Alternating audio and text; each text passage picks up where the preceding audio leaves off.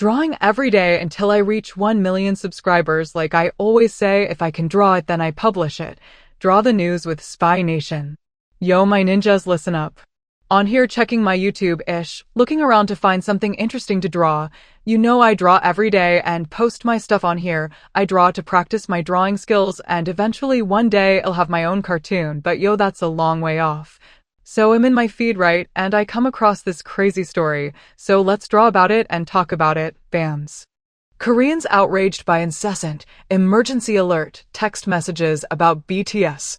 This is the most over-the-top nonsense I've ever experienced in my life, says one fan. Seoul sent its first bilingual emergency alerts as the city prepares for the crowds of up to 260,000 expected to gather for BTS's comeback performance this week.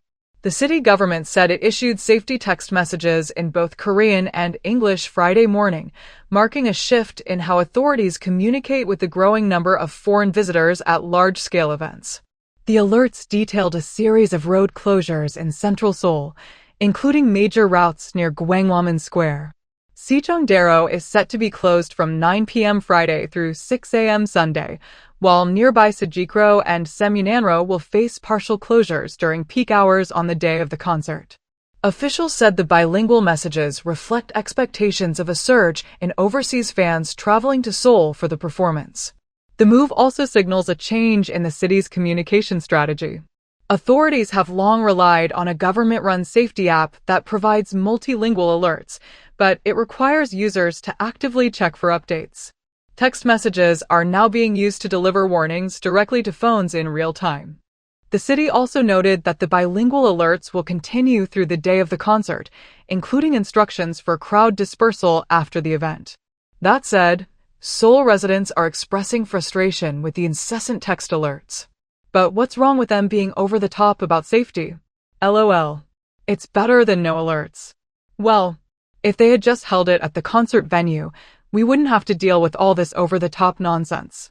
Even during earthquakes, we don't get alerts like this. This is *****ing ridiculous. It sure is a disaster in so many ways. Sending it at 7 in the morning was way too much, lol. When it came in English, I thought my phone settings got changed, lol.